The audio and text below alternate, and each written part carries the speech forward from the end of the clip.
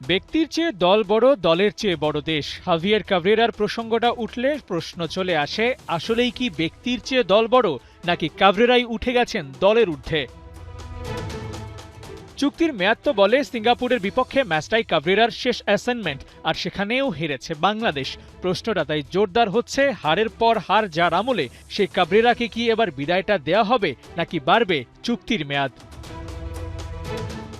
নতুন কোচ কে হবে তা নিয়ে খুব বেশি গুঞ্জন শোনা যাচ্ছে না। কাভরেরার ব্যাপারেও কংক্রিট খবর নেই। চুক্তি বাড়ানোর প্রশ্নটা তাই চলেই আসে, তবে যাকে নিয়ে এত আলোচনা তার ভাবনাটাই বাকি।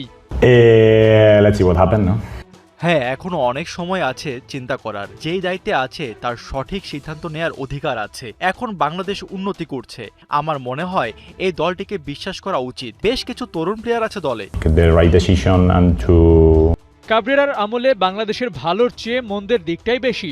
ভারতের বিপক্ষে ওদের মাঠের ড্র আর ঘরের মাঠে জয়। সাফল্য বলতে সাম্প্রতিক সময়ে এটাই কাভরেরা দেখাতে পারবেন, তবে সেটি কি টিকে থাকার জন্য যথেষ্ট হবে?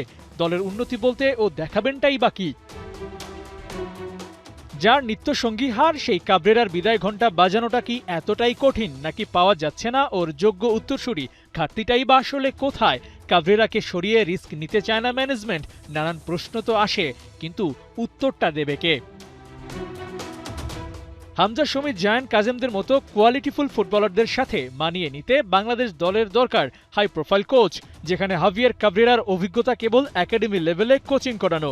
এমন একজন কোচ দিয়ে ভবিষ্যতের সুলিভান ব্রাদার্স, স্যামুয়েলদের মতো তারকাদের নিয়ে দল সাজানোর পরিকল্পনা কতটা যৌক্তিক? টানা 4 ম্যাচ হারায় কোচ অটো আদ্যকে ছাঁটাই করেছে ঘানা। বাংলার হাভিয়ের কাভরেরাকে বিদায় করতে ঠিক কয়টা ম্যাচ লাগাতার হারতে হবে? এটাই কি মোক্ষম সুযোগ না? আবু নাইম, ৭১।